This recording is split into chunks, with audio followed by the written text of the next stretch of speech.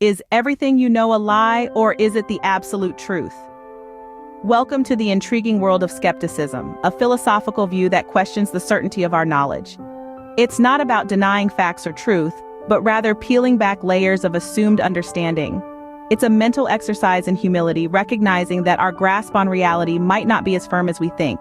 Skepticism invites us to question, to doubt, and to explore the unknown. So, are you a skeptic and didn't know it? Let's delve deeper.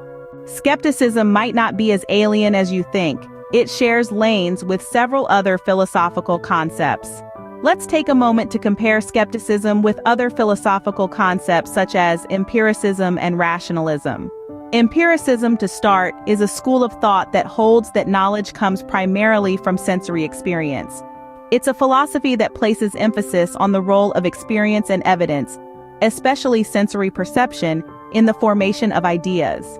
On the other hand, we have rationalism. This concept takes a slightly different approach. Instead of sensory experience, rationalism holds that reason is the primary source of knowledge. It's the belief that we can gain knowledge through the process of thinking and reasoning rather than through our senses. Now, where does skepticism fit into all this?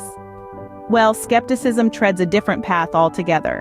While empiricism and rationalism debate over the source of knowledge, skepticism questions the certainty of that knowledge itself. It doesn't matter to the skeptic whether knowledge comes from experience, as the empiricist would argue, or from reason, as the rationalist would assert. Skepticism, in essence, is the philosophical view that doubts the possibility of certain or absolute knowledge. It's not about being negative or dismissive, but rather about maintaining a sense of inquiry and doubt.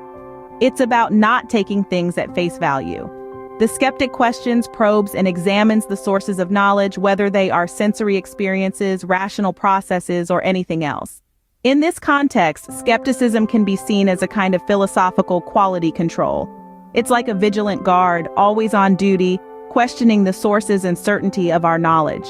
It doesn't necessarily reject the ideas of empiricism or rationalism, but rather, it challenges their assumptions and tests their validity. Skepticism, therefore, doesn't stand in opposition to other philosophical concepts. Instead, it plays a complementary role, helping us to question, to probe, and to evaluate the claims of other philosophical schools of thought. Skepticism, therefore, is like the vigilant guard, always questioning the sources and certainty of our knowledge. Like a coin, skepticism also has two sides. In the realm of philosophical thought, this duality manifests as local and global skepticism. Now, don't be alarmed, these terms might sound like we're going to discuss the weather, but they're actually about how we question knowledge. Local skeptics are like those who doubt the authenticity of a single painting in a gallery full of masterpieces. They question certain types of knowledge, just as one might question the truth of a specific claim or the reliability of a single source. This could be doubting the validity of a scientific theory, the existence of an external world, or even the reality of other minds. On the other side of the coin, we have global skeptics.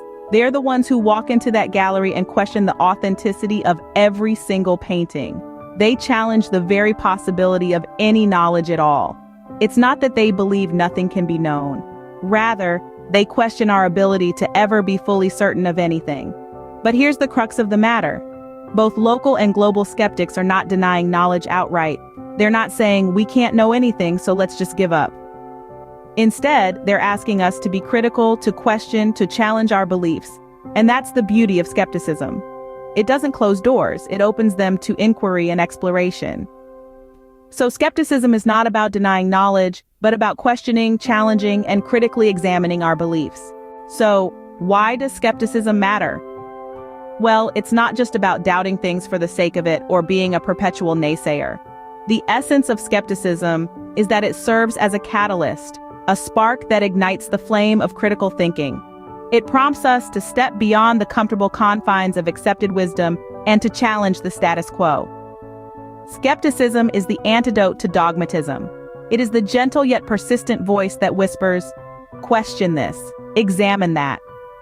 It is the philosophy that encourages us not to take things at face value but to dig deeper, to peel back the layers of assumptions and preconceptions. Skepticism is a journey, a voyage of discovery into the complexities and ambiguities of our beliefs. It fosters a more nuanced, open-minded view of the world, enriching our understanding and broadening our perspectives. In the end, skepticism is not a tool of denial, but a lens to see the world more clearly and critically. It's a philosophy that invites you to question, to doubt, and most importantly, to think.